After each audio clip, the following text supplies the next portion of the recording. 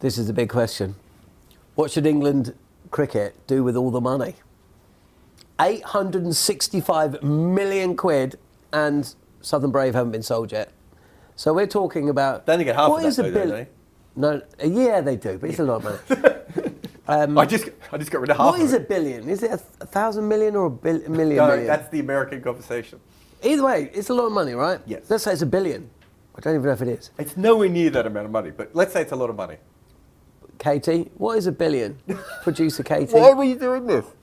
What is a billion? 1,000 million. There you go. I never said you were wrong. I said it wasn't the conversation. Nearly a billion. You've got, between you, £500 million to spend, right? And the county game, 10% of it goes to Grassroots, I think. There'll be some towards the recreational Quite game. right. Where would you focus your attention on spending that money? What would you like to see? You want the most boring answer? But Not I really. think it could help English cricket forever. Yeah, go for it. I would spend all that money to put good quality synthetic wickets in every cricket ground in the country. I was just going to say facilities. Yeah. First up, facilities, grassroots. Make sure you can play the games, make sure you can train.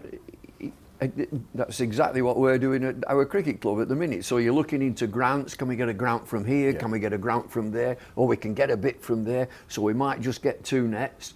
So your facilities are paramount to grow the game. We're talking about in the UK, aren't we? Of course, yeah. So, facilities at grassroots level. I commend Premier Leagues. I like Premier Leagues. You get your best players playing in Premier Leagues and then your feeder leagues coming into it. So as a player, you find the level that you want to play at. And you want to be ambitious and you want to be competitive, you play in Premier Leagues. But knowing a fair bit about Premier Leagues, you could do with better facilities. If you've got better facilities, you'll get better players. You'll get a better game, you'll get more interest. I like that. How can the money be used to raise the visibility of the game? Because I would say that is quite important. Well, just through my time in the game, I see the game right now as being very vibrant. Why do I say that?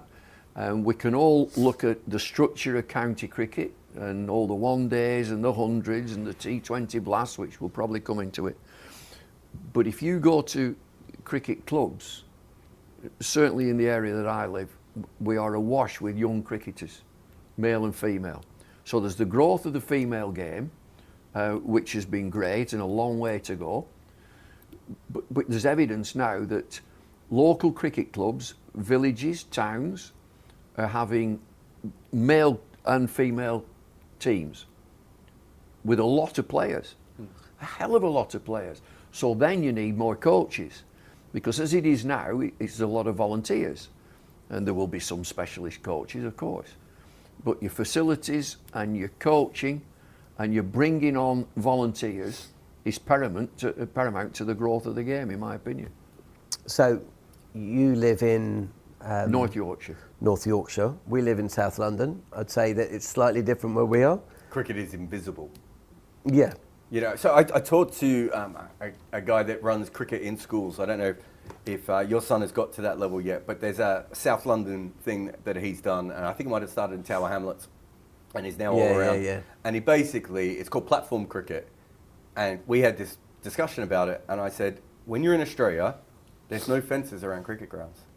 You can drive around the streets and see people playing cricket all the time. Most cricket countries are like that.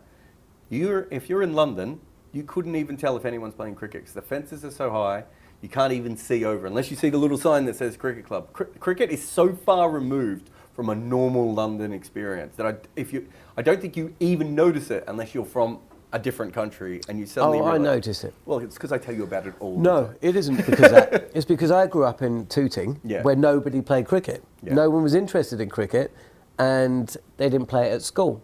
So I had to go and find cricket. But then back then it was on terrestrial TV. So, and also it was more visible. I also grew up in a era or a time where working class people seemed to play it a lot more than they do now. Yeah. And also lived in South London, which had a massive and still does, massive Afro-Caribbean community. Of course, in the 80s, they were well serviced by one of the greatest cricket teams in history. So that had a massive knock-on effect. But essentially, when I go past Tooting Common, I always have a little look, because there is a strip there. Yeah. And, I mean, people do not play. It's not something that is visible. Cricketers are not used in the way that other sports stars are. You don't see them really advertising products. You don't see it on TV. And then I think the most important thing now is social media, right? Social media is... And so ECB have signed a bunch of rights with various different companies, some of which you've employed people in this room before, right? And they go out of their way to make sure that if any fan shares a moment of cricket, it is taken off social media. Where do young people follow sports now? It is via social media. What is the point of you hiring all these copyright lawyers to make sure that some guy down the pub who just saw a great bit of cricket and who's filmed it off his phone on a dodgy stream can't upload it and help your game? There is no love of cricket. Putting a highlights package up, right, on BBC or on Sky or on the ECB website, the only people who are ever going to find that are cricket fans.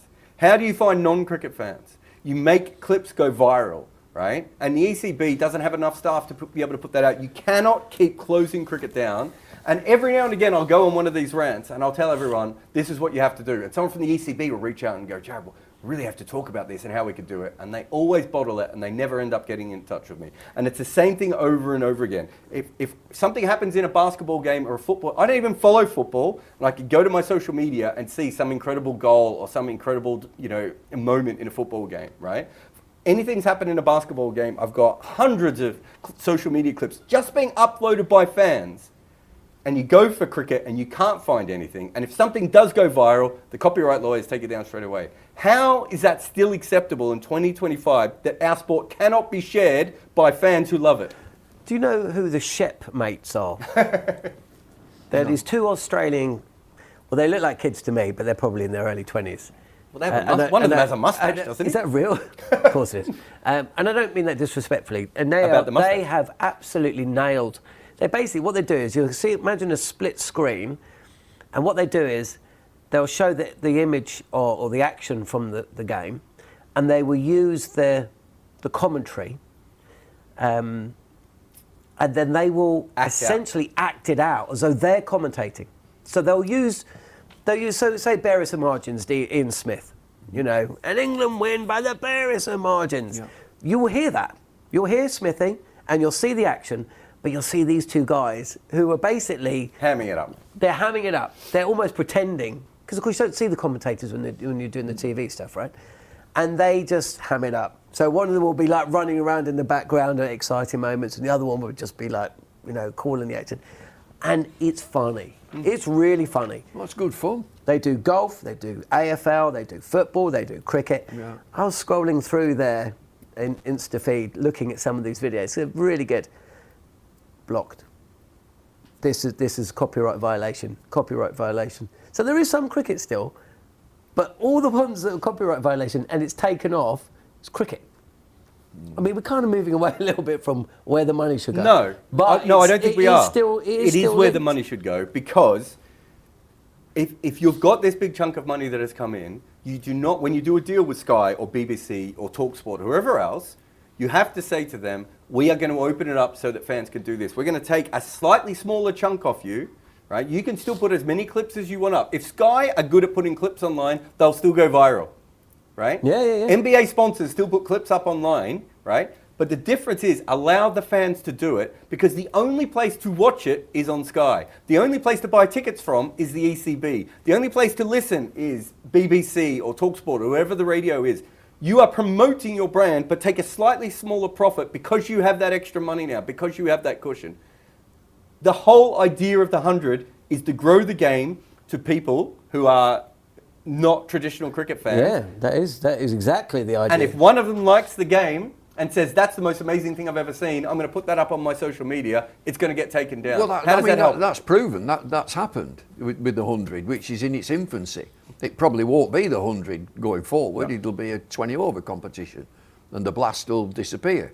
And that will be England's franchise with the 100, which formerly known as the 100. will now be a T20 competition. 120. So, getting back to your point about tooting, do you not feel that there are areas in the country that there is no interest in that particular sport? So, coming from Accrington in Lancashire, there's no rugby anywhere near us, none. But if you go 40 miles away, 30, 40 miles, Wigan, St Helens, on that M62 corridor into Yorkshire, into Leeds Rhinos, Bradford Bulls. So there's a corridor which, in my area, there was no rugby, but there's nobody banging on, why is there no rugby in Accrington or Blackburn or Burnley? Because it's football and cricket. So you're into Lancashire League now, you're the famous Lancashire League. That is where it is. And it's changed now because of Premier Leagues. When I was a lad, the Lancashire League was 14 clubs, and you had to live within 5 miles of the club that you played at. And in Accrington, I was eligible for 10 clubs. I could play at 10, all within that area. And you think of all the great professionals that have been in that area. Viv Richards, Michael Holding, Alan Donald, Leary Constantine, Bobby Simpson, Shane Warne, etc., etc. I think if it was a situation where Tooting didn't have a rich cricketing culture, but Bermondsey did, then yeah, it'd be fine. Yeah. You know? But the problem is, Tooting is just a snapshot of majority of London. And London has got 8 million people. And it's mirrored if you go to the other main urban cities or centres in this country. It's the visibility of cricket within the urban centres is lacking. Yeah, it's the same in Manchester. So it's exactly that's what that needs to change. If you have this money and you want the 100 as an organisation to get to new cricket fans, that's where, whether it be platform cricket or city cricket, or chance to shine, city or whatever, cricket. Street cricket. Street cricket, okay. whatever it may That's be. what we used to play, right? And Street cricket. But isn't that what I was talking about before? Of And putting then synthetic cars pictures in? turned up. Yeah, that was a bit of an issue. Yeah. But just making it, I just don't think cricket is accessible for, if someone is just a little bit interested in cricket, I don't think it's an accessible sport in so much of this country. And that isn't the case in a lot of the other cricket countries in the world, right? You don't, in Australia, walking down to your local cricket club is easy because you can see them from the street. There's no fences up. It's usually quite low memberships. We say wide open spaces. Yeah, but there are plenty of cricket grounds in London, as I said, and you can drive past them and not know they're there because the fences are 7 foot high. It is walled off. They are still run like they are private cricket clubs. And we need to make sure that this kind of money goes up to open up the game so that everyone feels like they can play. I've got no problem with parts of the country not liking cricket because they just don't like it. I have problems with the fact that it's not accessible for everyone. And when you talk to people from in London specifically, but also in the other major cities, they'll just be like, we don't even know where to go. We don't know where to start. And ECB has done some good things with the kids, not Dynamos. All Stars. All Stars. All Stars is great. Yeah. You go to All Stars, it's a really interesting, but you can't just stop there. Are you going to die? Yeah, I was trying to get Katie's attention to say, just pull my mic down for a second. But, cool. Well, we'll start wrapping it up, but not the whole thing. But I was going to say, don't we have another hour? Just this conversation. Anything else? Any other areas? So facilities? Social media? Yeah, accessibility, facilities. Accessibility. Grassroots, which is what we're saying, grassroots cricket. There's a golden opportunity with all that money washing around that we can do something. Can the counties do anything different? Should the counties? The counties, you know, I'm slightly involved in the foundation. I think foundations do really good work within the communities. But again, if they've more finance, they do a lot more work within the foundation. So what kind of stuff? Give us an example. Out in the communities and getting community fields, we're coming back to exactly what we've just been talking about, facilities. You know, you're looking to provide communities with facilities which are very, very low cost. And so that means equipment, nets, changing rooms, changing facilities, in open spaces. So I'm not talking about city centres, that's your area. I don't live in a city centre. I'm out in the sticks and I've always lived that sort of area. But the areas that I've come from in Lancashire and Yorkshire are awash with young cricketers.